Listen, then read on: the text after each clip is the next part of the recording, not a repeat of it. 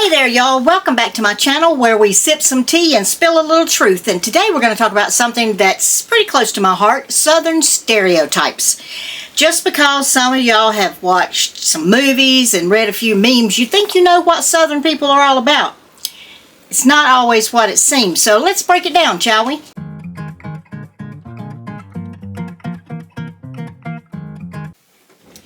The first stereotype we hear is y'all are just too nice. Y'all are too polite. Well, we are polite. We come across polite, and we're a lot of bless your heart, and here's some pie, and y'all come in and sit a spell. Yeah, we're polite, but bless your heart don't always mean what you think it does. Sometimes it means, poor thing, you're a few bricks shy of a load. But if you look at my previous video I did about how sweet Southerners are, you can get sweet talk versus real talk and find out what's really underneath all that sweetness. Now, we do love to be hospitable and have people over, and we love to be nice to people, but sometimes you have to take that with a grain of salt. The second thing that has really gotten on my nerves over the years, even as a young person, and in North Carolina, I saw on television every time they'd interview somebody from the South, it seems like they went somewhere and found the dumbest person they could find and put them on TV and interviewed them, and they sounded dumb, and so it makes everybody everywhere else that watches television think that we're all dumb. Sometimes people just aren't educated, but for the most part, in North Carolina, I can tell you, there's plenty of good colleges there. There's plenty of high-level colleges there. You've got Duke, you've got UNC Chapel Hill, you've got Wake Forest. You've got some very high-level universities there. And not to mention, this was a thing my nursing director told me in nursing school, is don't sell the farmers short. She said, if you have a farmer as a patient, don't assume that you need to talk down to them. Don't assume that they don't know what you're talking about, because a lot of these farmers are very educated. They have to be. Farming is a very high-tech industry now. It's not something you just go out, plant a seed, and get a crop and take the corn inside. It's very complicated with chemicals and the weather and fertilizer and killing bugs and all the things that go with it. They have to be educated. So never think just because somebody has a Southern accent that they're not educated or that they're dumb, because we are way far away from dumb. The third one is, now stereotypes are stereotypes for a reason, because there is some truth to every stereotype.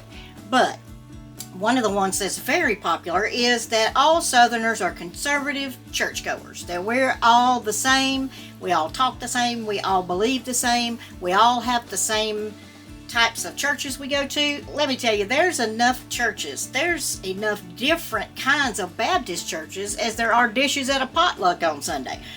There are so many different belief systems, there's a whole bunch of different religions, and there's nothing against any of them.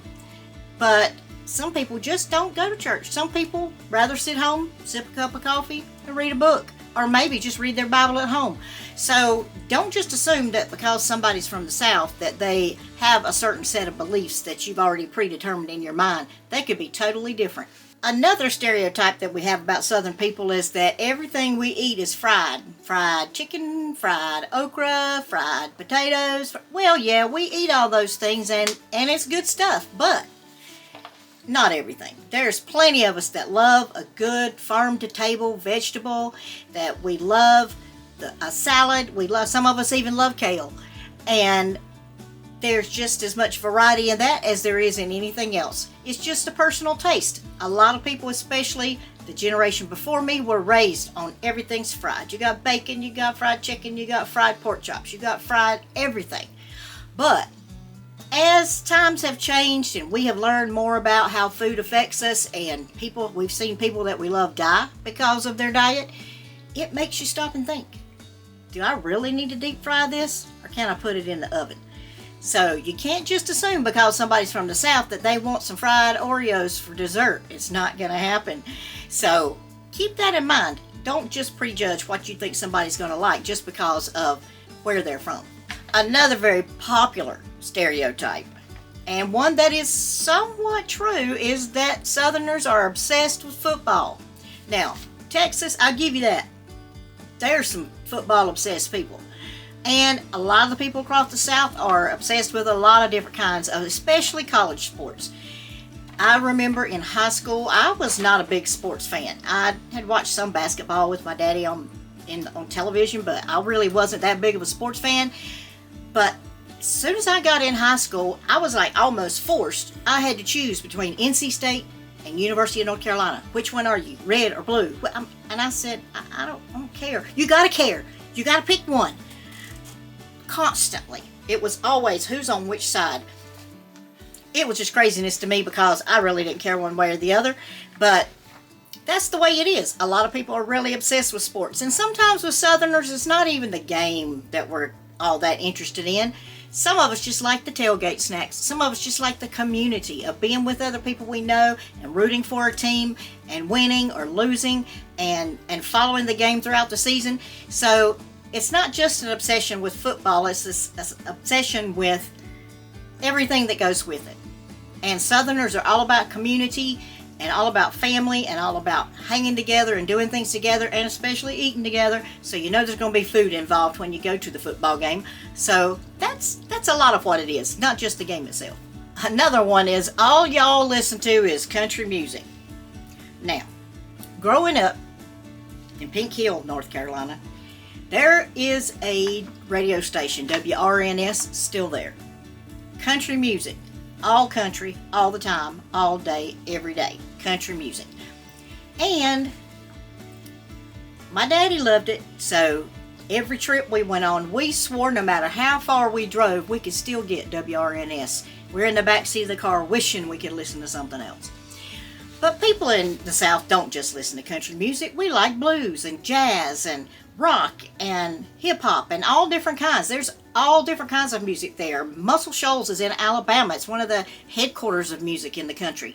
So don't just assume if you meet somebody from the South that they're going to only like country music. And in fact, a lot of country music don't even sound like country music anymore. You can't tell the difference between that and pop and rock and other things. So don't make an assumption that you know what we like. Although we do like our country music, it's not the only thing we like. We're not all just sitting around crying in our beers listening to songs about tractors. And the last stereotype I want to talk about is that the South is stuck in the past. And there's a lot of things, especially on the news, you can see a lot of things that would make you think that the whole southern part of the United States is backwards, stuck in the past, no innovation, nothing new. The South has Wi-Fi, the South has Amazon Prime, the South has smartphones, the South has everything the rest of the country has. And I can just give you an example just from something that was directly in my life growing up, was getting tobacco out of the field. I worked in tobacco as a teenager, but when I was a child, they used to do it by hand. Workers would go in and take the tobacco off the stalk by hand. Take it in bundles to the barn and take care of it there. By the time I was in high school and junior high, started working in tobacco, we had a harvester. We were actually the harvesters. It was a machine that there was 8 people, 9 counting the tractor driver, 8 people on that machine. People on the bottom taking the tobacco leaves off, running them up the wheel to the people at the top, putting it on a stick. I was on the top.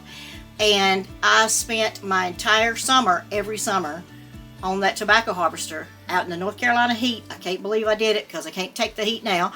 But at that time, that's the way we did it. Now, one guy drives one machine and takes care of 4 rows at a time. Everything has become very automated. Everything is very machine driven and lots fewer hand labor workers that are working in tobacco. So even with the biggest cash crop in that state, things progressed. Even in my lifetime, things have modernized. And it's like that everywhere. Just because we're in the South and there's a lot of things that seem backwards when you see it portrayed in movies or on the news, the actual real life of people in the South is pretty much like anybody else's. Now, we do have our historical cities like Charleston. We do have our historical places like the Alamo, and we do have places that honor the history of the South. However, the day-to-day life of people, have you ever seen the skyline of Atlanta or or Charlotte or any of those large cities, yes, we are in the 21st century.